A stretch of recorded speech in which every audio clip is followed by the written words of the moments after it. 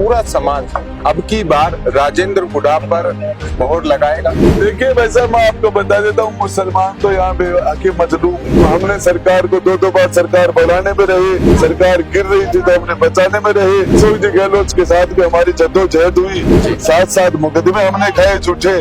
गहलोत साहब ने भी हम पर जुल्मों सितम किए। तोड़ा जी ने कह दिया तुम यहाँ सीधा लिटाते क्यों, सीधा दफनाओ ऐसे। उन्होंने कहा ये तो कांग्रेस की बी टीम है। देखिए बापू जी तो बेचारे कांग्रेस ही रहे हैं पहले। अशोक गहलोत 3 जून था, वसुंधरा 2 जून थी, भजन लाल तो पहलू है। आप कहते हो विजय तोड़ला की सगाई नहीं हुई। राज समाज में दो आखाना का फेरा करना, एक आखन राजबाला को गोविंद सिंह डोटासरा अभी झुंझुनू में आ रही। डोटासरा ने तो अपने पूरे परिवार को डिप्टी बना लिया, एसटी बना लिया, सारी तो गरीबों के बच्चों को रगड़ दिया। राजेंद्र हुड्डा पे हाथ किसका है? जनता का नाम तो भी लेना मत, वो तो दिख रहा है। वसुंधरा से मैं भिड़ा था, वसुंधरा ने मुझे जेल में डाला था। मंत्री दिया कुमारी का तो मैं कुछ बोलना ही नहीं चाहता। वो तो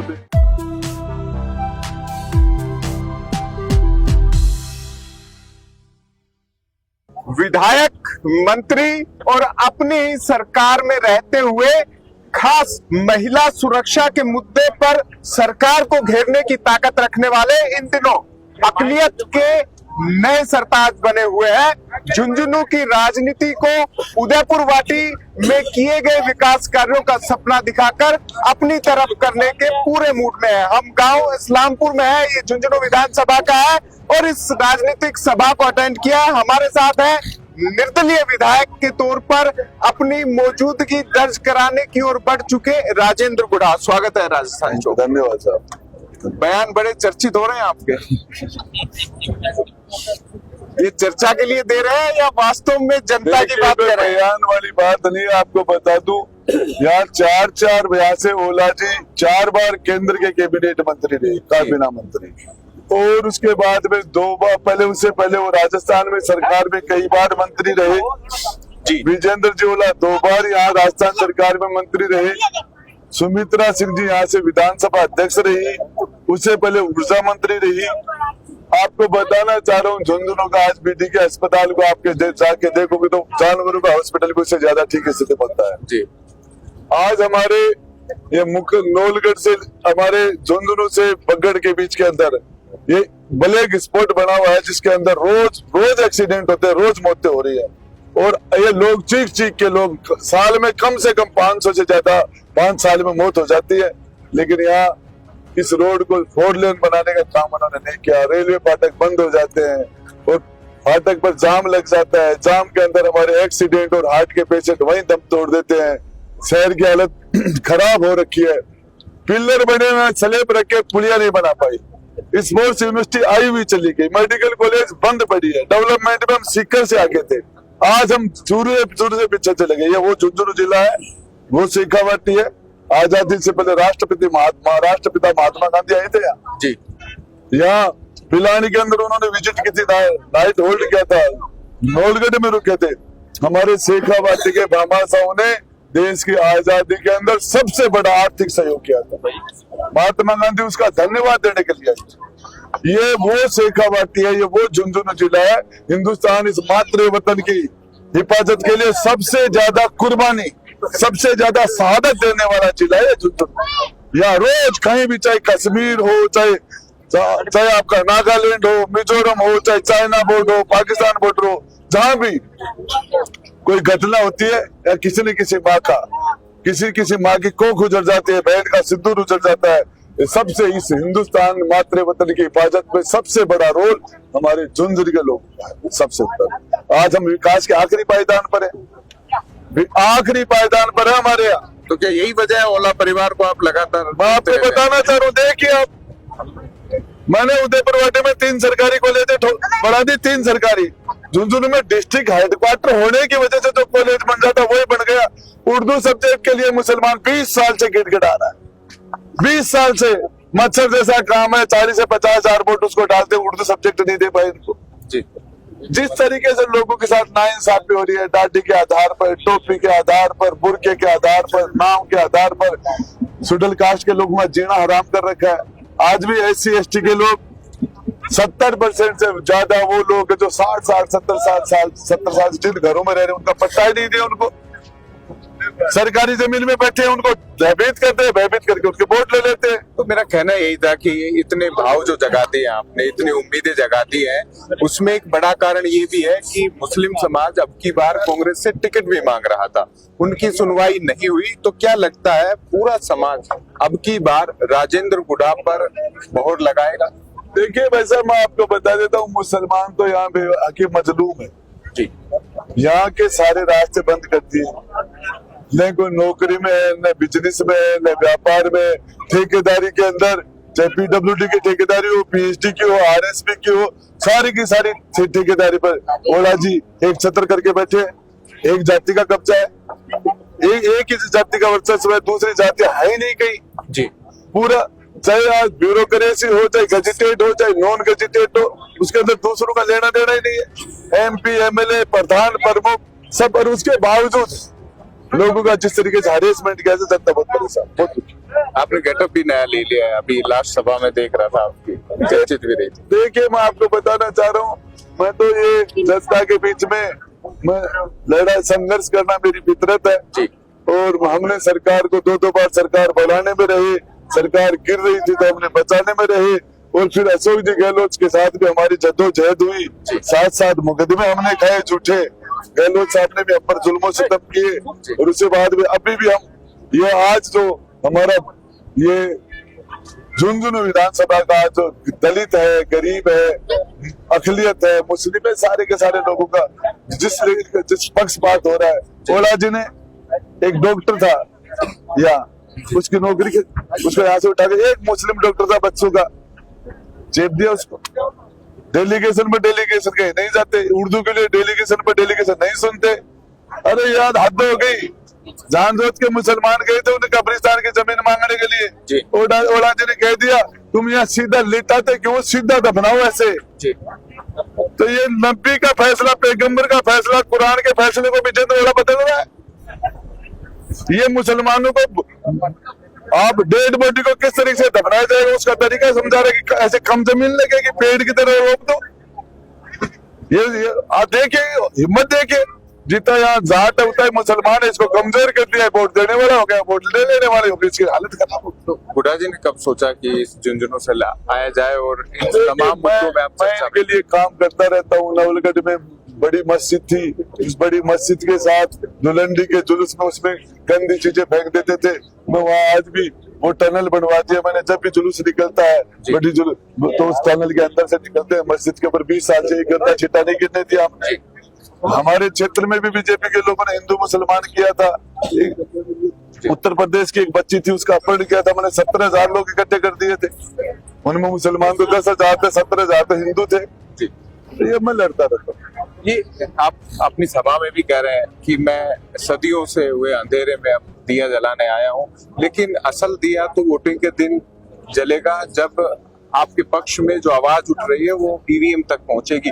ये भी गारंटी है कि जो वर्षों से कांग्रेस के निशान पर बिना चेहरा देखे वोट लगा रहे हैं। इस बच्चे को पूछो ना मेरा नाम क्या है जी, पूछो ना इससे, पूछो मैं क्या नाम मेरा, क्या नाम ये बेटी बताते यार ये क्या है, नाम बता, बच्चे की जुबान पे क्या नाम है, क्या नाम ये बता मेरा क्या नाम है।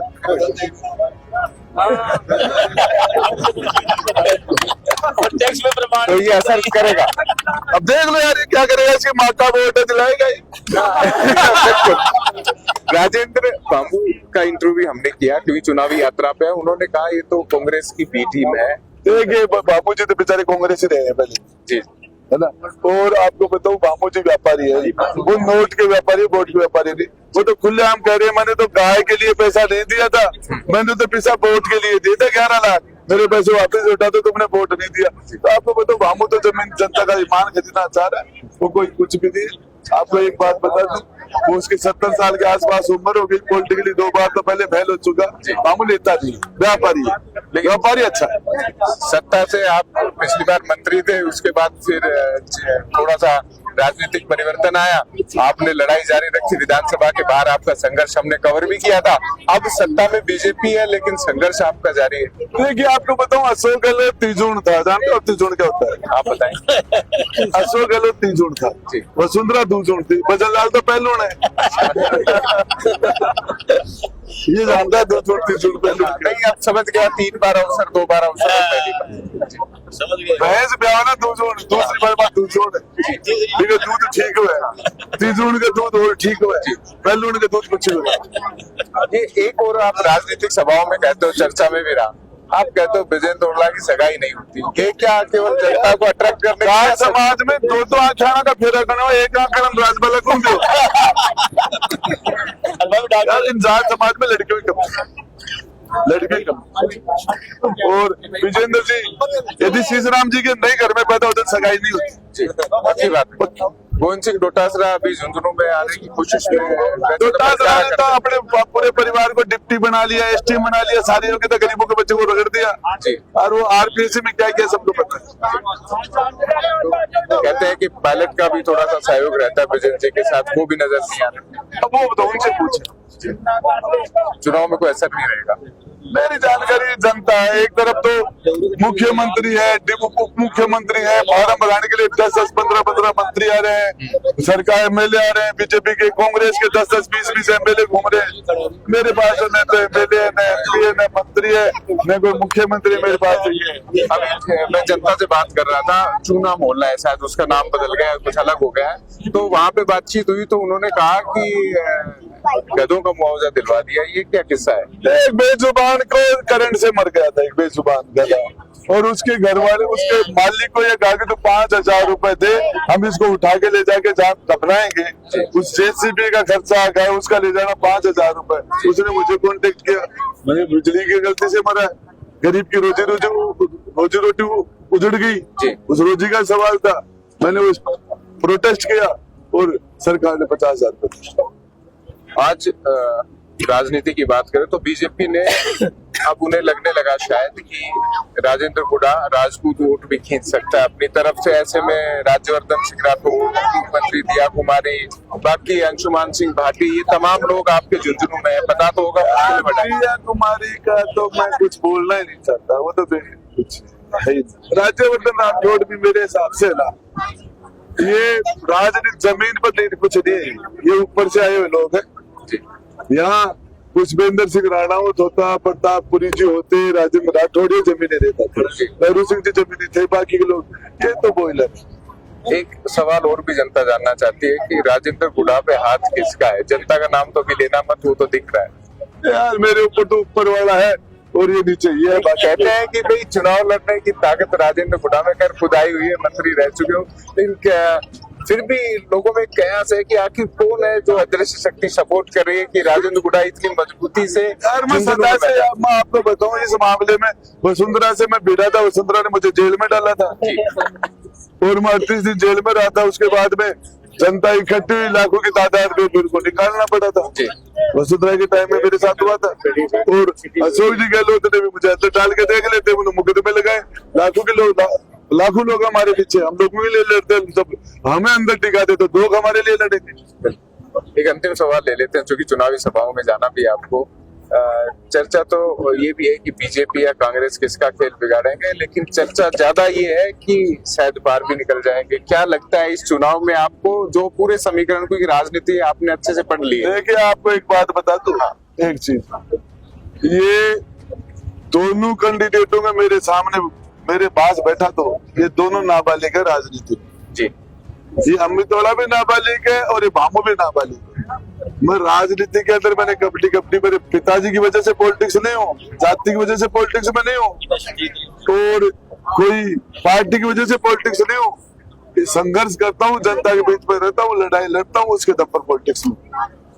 ये लोग, यदि ये लोग पार्टियां नहीं हो, इनके समाज के वोट खूब है यहाँ जी, बड़ी बड़ी पार्टियां हैं, सरकारें हैं, सारे लोग लगे हुए हैं, तो पता चल जाएगा क्या है। करने वाली तो जनता है। आश्वस्त है? बैंड बजा देंगे